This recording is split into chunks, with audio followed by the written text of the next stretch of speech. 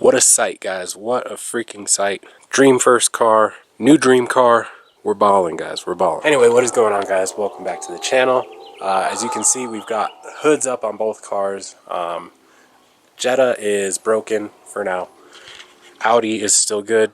Been dailying that. Luckily, I bought the Audi. And I wanted to do like a quick update for you guys on my thoughts on the car, as well as an update for the Jetta and why it is broken. So we've got the intake and all that stuff off, or I guess the turbo inlet and intake to that. The turbo actually took a poop. I was running Valvoline VR1 oil in the car, totally forgot about it, and we went into winter. It started getting really cold, and of course we starved the turbo of oil, and I had one of those single ball bearing turbos, CX Racing, some China stuff, and the ball bearings decided to leave the chat. Like, everything still spins and it's still free, but I did drain the oil and found little pieces of ceramic in the oil pan. So we've got to flush the engine, change the oil filter. I don't think, I'm pretty sure it goes from the pump to the oil filter and then circulates through the motor, so I don't think anything should be hurt. It didn't sound fine, or it didn't sound bad when I took it apart, so I think we're good. All we need to do is put a turbo back on it.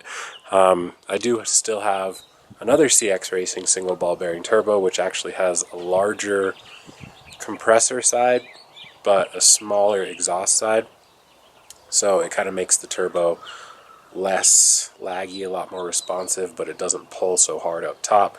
The one that I have currently on the car, that one has a larger AR exhaust housing, so it flows a little bit better. So that is why I put that one on the car.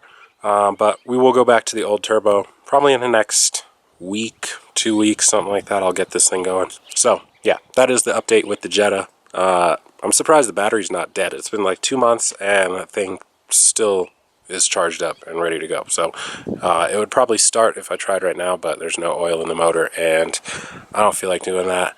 I gotta clean up that engine bay. It's disgusting in there. It's a rat's nest and everything's dirty, and yeah, so enough of that. We're gonna close this. We're gonna pretend it still runs and I'm just not driving it. So yeah, that is that car. This car now. So we've got, if you guys don't know, we've got 2010 Audi S4, manual transmission, dual pulley. We are running E40. That might be news to everyone on the channel. I don't think anyone knew that I'd switched over to E40. But we've got upgraded fuel pump, dual pulley, E40, custom intake that I actually made. Alright, so with the dual pulley setup, we are CAP 191 millimeter crank pulley and a CTS, I think it's like 57.3 millimeter supercharger pulley. We've got CAP test pipes in the car and Jackal Stage 2 Plus E40 tune. And then the intake, we've got 3.5 inch just aluminum pipe, and then a reducer. I think it's 3.5 to, or something like that, 3.5 to 3.25 is the inlet of the throttle body. I'm not 100% sure. Have to look back on it. And then I made a custom little window here. I am 100% under the impression that if you're running an airbox, it is definitely not getting enough airflow to match dual pulley horsepower. There's no way that this little triangle with all the weird bends and stuff inside the airbox is flowing enough to have the car make power. You guys can believe what you want, but I decided to cut a hole in that to get just a little bit more airflow and actually make the supercharger whine a little bit more. And then that is also what really made me want to go with this aluminum pipe. The aluminum pipes actually like resonate the sound more, so you can hear the supercharger whine rather than the silicone intakes. So definitely wanted to do that so we can hear the car. And then we've got an ethanol content sensor, but I did not want to wire into the car. I have like an auxiliary system that I plug in and I can check the ethanol anytime I need to, which is usually like once a week, just to make sure we're getting in the right range. I have had it run away. At one point we were running like E60. The car still ran fine. We're 6,800 feet of elevation here in Santa Fe, New Mexico, so the car is definitely not using that much fuel because there's not as much air, or oxygen I should say. Same amount of air, just less oxygen, so the car doesn't use as much fuel as it would at like sea level or whatever. So we're not maxing out anything with that. But yeah, we've got test pipes on the car with the AWE touring exhaust. It does have like the back mufflers, but those things are useless. They don't do anything. So yeah, we've got upgraded heat exchanger, a custom one, if you guys can see in there. I just did like a retrofit of supposed to be like a 700 horsepower core from siliconeintakes.com, and we just made it fit the car here, so seems to work. We did a modification to the cooling pump that sits right down in there. I actually wired up a switch so we can break there is a signal wire that if you break, it'll make the pump run at 100%. So we have it so if I want it to be broken, I can have it broken, that signal that is, and then we can have it run like normal if I want it to run like normal as well. So yeah. Anyway guys, just ignore how dirty and incomplete the engine bay is. I still have a bunch of trim pieces that are off the car. It's been kind of like a slow process of me putting this car back together. At first it was change the starter and get it running, fix the no crank, no start issue. Fixed that, got it running. Then the oil filter housing was leaking, so pulled that one off, put an Amazon one on, and the Amazon one didn't have the port drilled for the oil pressure sensor that goes in the backside of it. So it was going into limp mode every time I would try to get on it because it wasn't seeing oil pressure. Put the OEM one back on with a new gasket. We were good there. And then saw a soft code that was on the engine for saying that the oil pressure control solenoid, which is like located on this, like the bottom of the engine, pulled that apart, pulled off the oil cooler on the bottom, didn't get a new gasket, put that thing back together, didn't get the sensor or the control solenoid out because it's just like buried in there, not enough room, and it was freezing cold, and then put the oil cooler back on without a new gasket, which was a mistake. Now the car leaks oil from there. So that is something that we're going to have to fix over the summer. I did not want to take it all the way off because coolant runs through it, and that's like the bottom of the engine, so we're going to have to rebleed the coolant and all that stuff. So yeah, we've got a lot of work to do. We're still on the stock clutch, and like I'm saying, we're at 6,800 feet of elevation. I don't think the car makes enough power or it doesn't seem to be slipping the clutch or anything like that. It's holding the power just fine, but I think we aren't making all of the power that we could be making with the car. When I went with this dual pulley setup, I did search on the forums at like belt sizes and stuff. The belt that came with the CTS pulley was meant for the CTS pulley and the stock crank pulley. I didn't think about it when I was trying to put it back together, and did some research, found a belt that would work. So I went with the Bando. It's a 7PK1320 belt. Everyone hates on the Bando, but it seems to be working, at least at this tension. So I think the belt is a little bit too big.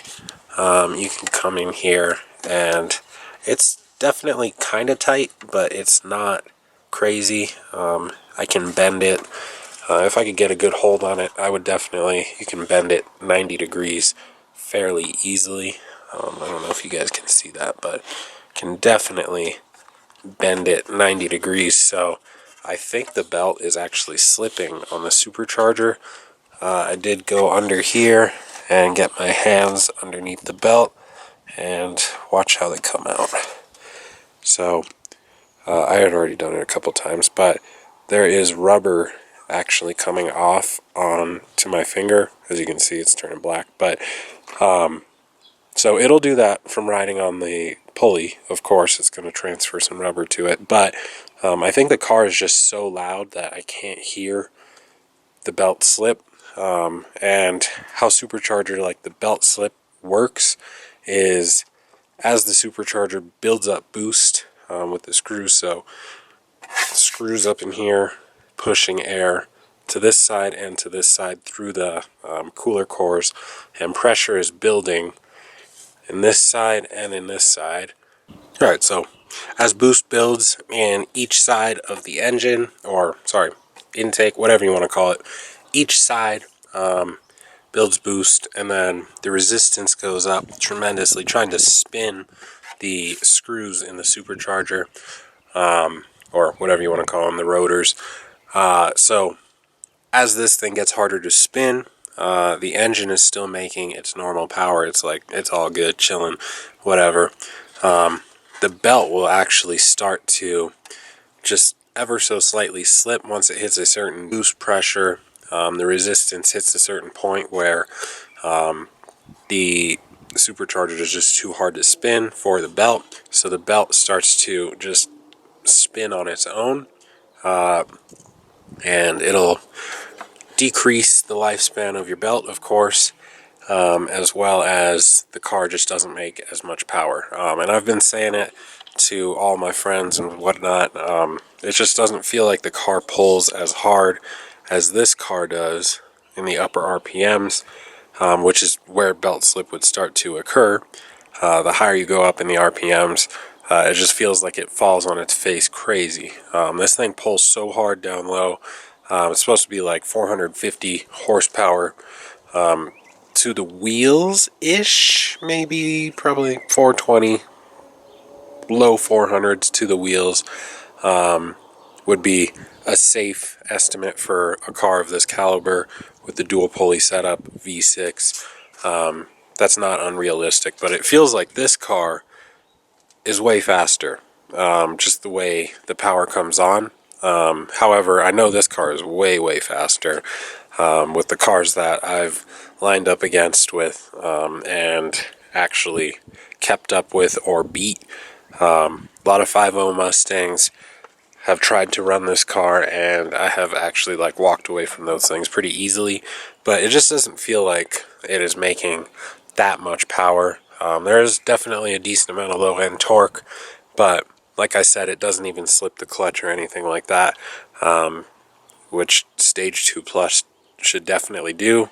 Doesn't spin the tires, anything like that. We can turn traction control off or anything like that, put it in dynamic mode, still won't spin the tires or anything like that. So I definitely think the belt's slipping. So we ordered a new ECS tuning. It's a like Kevlar reinforced belt, the 1310 instead of the 1320. I was looking more at these forums, and these guys are like putting some crazy tight belts on their cars, and that might be a reason why like crank pulleys start to fail, or like the bolts start to fail, because it's just so much pressure on that at that point. So anyway, we've got a new belt coming. We'll see if that changes how the car drives in the upper RPMs, makes it a little bit more peppy, whatever you want to call it. But yeah, that is what I've noticed so far. Otherwise, the drivability is insane. This is probably the easiest driving car, easiest manual car that I've driven, besides the shifter being so sloppy and gross. I still do have to get the JHM, I think it's JHM. They sell like their solid short throw shifter that I want to put on the car. So definitely got to do that. I still have to I got those Brembo brakes. I never put them on.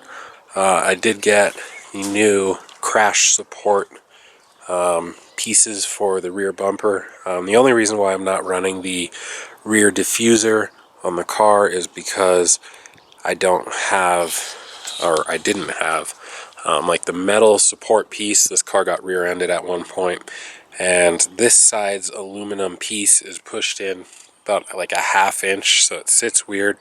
So the bumper just does not let the diffuser sit on there cleanly. It just wants to keep popping off. So got the new pieces for each side, so I just have to take off the rear bumper, put that on. We fixed the taillight. I don't know if I ever showed you guys that, but both taillights now work. We got a used one off of eBay, put it on, worked fine, so we're good on that. I found out that the passenger side rear door does not open from the inside. It sounds like the latch is not connected. Like the cable, you can hear the cable moving inside when you pull the handle, but it doesn't work. Alright, so I'm gonna have to cut this video off. My camera keeps overheating. Super old NEX 5N that I got in like 10th grade, 11th grade, something like that. Anyway, so yeah, that rear passenger door needs fixed. We'll take the door card apart. Passenger side, rear door on this side, rear door on that side, and the subwoofer that is in like the trunk lid, whatever, those all don't work.